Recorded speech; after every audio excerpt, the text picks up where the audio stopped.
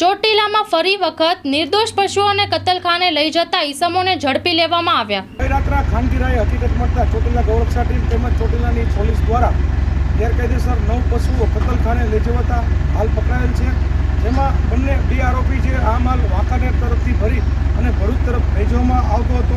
આ ગાડીની અંદર કોઈ પણ ઘાસચારો કે કોઈ પાસ પરમિટ વગર વારંવાર આ કસાઈઓ દ્વારા પશુનું ગેરકાયદેસર પરિવહન આજે ચોટીલા પોલીસના માધ્યમથી ગૌરક્ષકોના અમારી ગૌરક્ષા ટીમ દ્વારા ખૂબ જ સખત મહેનત અને પરિશ્રમ કરી આજે 9 જીવો બચાવી અને ચોટીલા પોલીસની અંદર હાલ લાવેલા છીએ।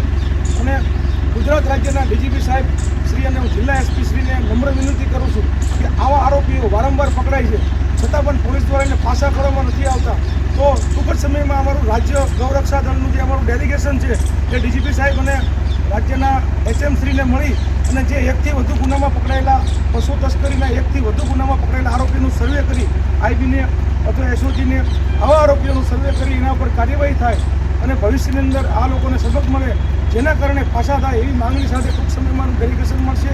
આજની કાર્યવાહીમાં 9 જીવો બચાવેલ છે। પાંજરાપોળના કારણે 9 કલાક પશુઓ લેટ પાંજરાપોળમાં જશે, પણ આ જીવો વારંવાર આ ચોટીલા હાઈવેનો ઉપયોગ જે આ કસાઈઓ કરી રહ્યા છે તેના ઉપર સખતમાં સખત કાર્યવાહી થાય એવી અમારી માંગણી છે। અને ચોટીલા પોલીસના તમામ અધિકારીશ્રીઓએ જે સાથ સહકાર આપ્યો છે તે બદલ ચોટીલા ગૌરક્ષા અમારી ટીમ દ્વારા હું આભાર વ્યક્ત કરું છું। જય હિન્દ, જય ભારત।